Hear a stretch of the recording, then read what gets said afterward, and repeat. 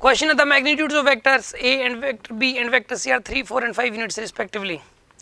If vector A plus vector B is equal to vector C, the angle between A and C is. सुनो, इसके अंदर जो है ना वेक्टर ए दिया हुआ है 3, वेक्टर ए का मैग्नीट्यूड दिया हुआ है आपको 3, ठीक है. वेक्टर बी का मैग्नीट्यूड दिया हुआ है 4 और वेक्टर सी का मैग्नीट्यूड दिया हुआ है आपको 5. If A plus B equal to C, vector A plus vector B is equal to vector C, the angle between A and C पूछा गया. ऐसा करो, इसको पहले तो फॉर्मूला लगा दो. यहाँ पे सी को लिख सकते हो ए का स्क्वायर प्लस बी का square plus 2ab cos theta पूरे का अंडर रूट. ऐसा कर सकते हो आप इसको, ठीक है. ऐसे लिख सकते हो ना, C is the resultant of A and B, तो ऐसा लिखा जा सकता है इसको.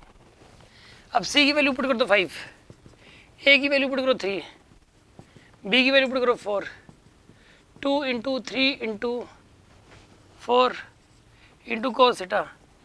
इसको सोल्व कर लीजिए. सोल्व करके थीटा आएगा 90. यहाँ से थीटा कितना आएगा 90. ये एंगल निकला है ए और बी के बीच का. किस किस के बीच का निकला ये ए और बी. मतलब ऐसा है, यहाँ पे एक तो ए है और एक बी है, इनके बीच का एंगल 90, इनके बीच एंगल 90 है, ठीक है. अब एक सी बनाना. सी है यहाँ पे 5, वो सी बनेगा इस तरफ, ठीक है. सी इस तरफ बनेगा, सी 5 है, ए यहाँ पर 3 है, बी यहाँ पे 4 है, ए 3 है, बी यहाँ पे 4 है और सी यहाँ पर 5 है, ठीक है. अब आपको ए और सी के बीच का एंगल बताने कितना हो जाएगा. What is the angle between A and C. This angle is theta. तब तक ये टेंजेंट थीटा की वैल्यू कितनी आएगी यहाँ से, this upon this 4/3. Tangent theta की वैल्यू कितनी आएगी यहाँ से 4/3. जब टेंजेंट थीटा 4/3 होगा तो थीटा कितना हो जाएगा 53 degree. Theta will be 53 degree.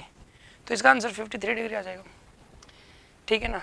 Angle between A and C पूछा था तो वो 53 डिग्री आंसर है. कोई डाउट है किसी के मन में?